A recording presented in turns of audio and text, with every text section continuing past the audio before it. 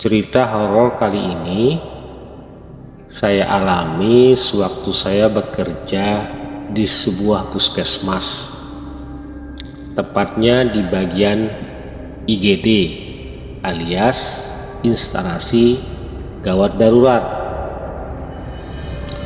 Puskesmas tempat kerja saya ini lokasinya deso, terletak di tepi jalan arah pantai selatan Gunung Kidul.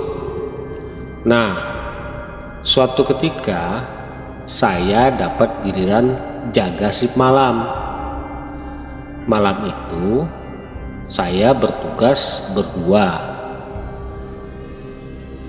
Karena di ruang IGD lagi nggak ada pasien, maka saya gunakan waktu jaga buat bikin laporan di laptop saya. Sekitar jam 9 malam datanglah dokter jaga, sebut saja namanya Pak Eko.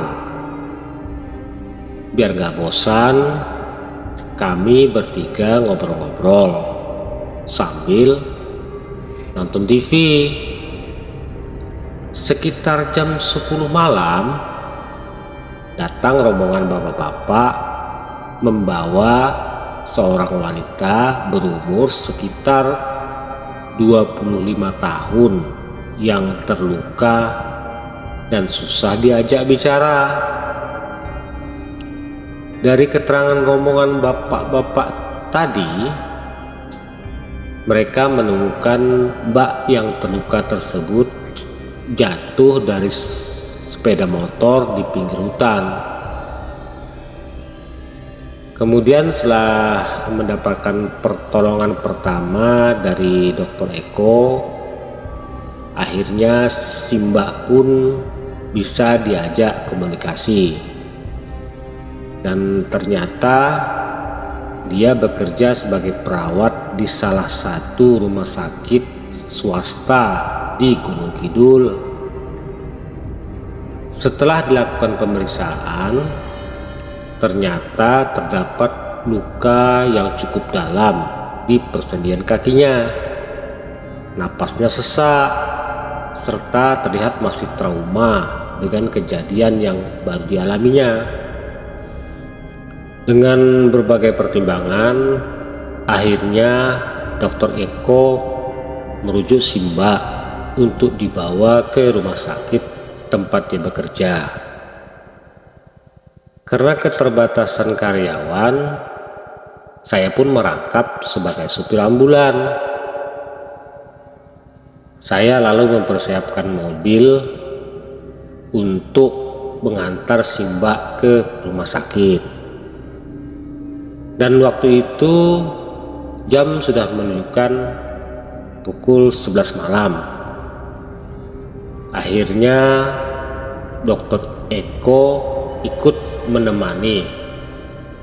Nanti sekalian mampir di Wonosari dulu, ujar Dr. Eko kepada saya. Setelah mobil ambulans siap beserta perlengkapannya, saya pun meluncur mengendarai mobil tua itu untuk mengantar si mbak yang terluka tadi, ditemani Dr. Eko dan keluarga pasien. Setelah menempuh perjalanan sekitar 30 menit, kami pun sampai di rumah sakit dan pasien sudah diterima dan mendapat perawatan lanjutan. Saya dan Dr. Eko lalu pamitan kepada keluarga pasien dan segera bergegas kembali menuju puskesmas deso. Setelah melewati Wonosari, saya dan Dr. Eko melewati jalan yang sepi. Pertama-tama di kiri kanan jalan hanya terdapat ladang dan tanah kosong. Lama-lama saya melewati jalan yang kiri kanannya hutan, di mana lokasi terjatuhnya si Mbak tadi. Karena kondisi tengah malam, saya pun menambah kelajuan mobil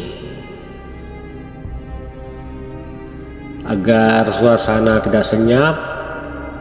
Sambil menyetir, saya berbincang-bincang dengan Dr. Eko sampai pada sebuah tikungan tajam. Saya mengurangi kecepatan mobil, namun tiba-tiba terdengar suara nenek-nenek batu.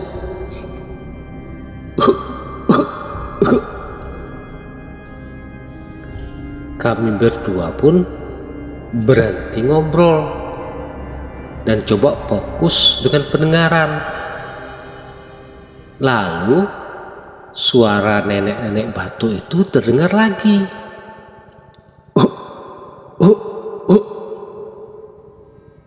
Dr. Eko menatap saya. "Sampean dengar juga?" tanya Dr. Eko kepada saya. "Iya, saya dengar," jawab saya pelan sambil mengangguk. Kemudian suasana hening. Saya dan Dr. Eko merasa ada makhluk lain yang dompleng di dalam ambulan ini. Beberapa saat kemudian sampai juga kami dan Dr. Eko ke puskesmas Deso. Dr. Eko langsung turun dan lari meninggalkan saya sendirian dalam ambulan. Sebenarnya saya juga mau ikutan lari, tapi gengsi. Maka dengan sekuat tenaga saya berusaha mengusir rasa takut. "Ya Allah, kenapa saya apes malam ini?" pikir saya dalam hati. Akhirnya saya memberanikan diri memarkirkan mobil ambulan ke garasi. Waktu menunjukkan pukul 1 malam waktu itu. Ketika itu kondisi puskesmas sudah sepi. Sedangkan teman jaga saya juga sudah molor di ruang tunggu. Sementara Dr. Eko sudah ngacir masuk ke rumah dinas. Saya masih sendirian beres-beres ambulan. Saat itu saya mau mengambil tabung oksigen dan perlengkapan lainnya di dalam ambulan untuk dipindahkan ke ruang IGD. Saya pun turun dari kabin dan mau ke belakang, tapi terdengar lagi suara batu nenek-nenek tua itu. Saya pun mulai takut, mau lari, tapi kerjaan belum selesai. Mau meneruskan pekerjaan, tapi ada sesuatu di dalam ambulan. Akhirnya, bismillah, saya nekat membuka pintu belakang ambulan. Dan ternyata tidak ada apa-apa. Nggak ada siapa-siapa di situ. Sementara itu, Dr. Eko masih mengintip dan mengawasi saya dari balik rumah dinas. Saya mulai mengangkat tabung oksigen dan peralatan medis dari dalam ambulan dan memindahkannya ke ruang IGD. Saat saya mengangkat peralatan, pintu ambulan masih terbuka. Ternyata Dr. Eko di balik korden melihat penampakan di jok depan ambulan.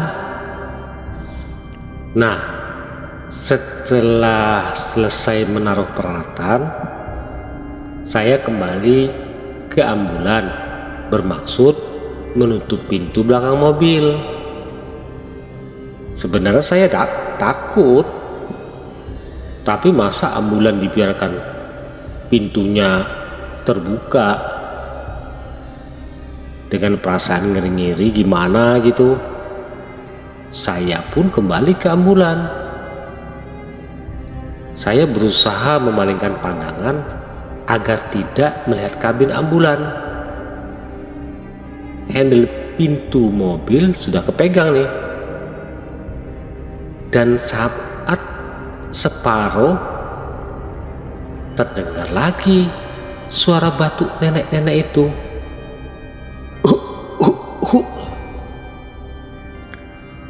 Saya berusaha untuk lari tapi gak bisa. Kaki saya seperti tertancap di tanah. Lalu terdengar suara nenek-nenek ngomong, "Nak, ini Simbah kepalanya gatel," kata suara itu tadi. Saya pun ketakutan. Jantung saya seperti mau copot. Tapi entah kenapa mendengar suara itu, saya bukannya menutup pintu ambulan dan lari, malah membukanya. Dan ternyata samar-samar saya melihat sosok-sosok nenek-nenek di dalam kabin ambulan.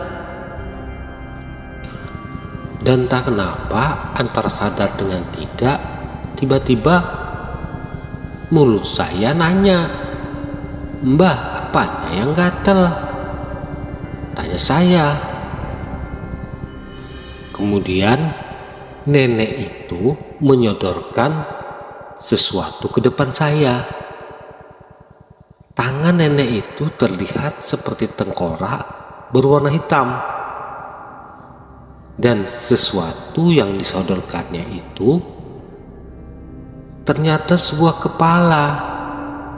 Mukanya rata, gak ada matanya, gak ada hidungnya. Saya berusaha untuk membaca ayat-ayat yang saya bisa, tapi gak bisa keluar dari mulut saya. Beberapa menit kemudian barulah saya bisa bergerak dan langsung menutup pintu ambulan, lalu lari ke dalam pos jaga. Keesokan harinya barulah Pak Eko memberitahu kepada saya bahwa dia juga melihat penampakan nenek tua di jok depan mobil ambulan. Benar-benar pengalaman yang sangat menegangkan.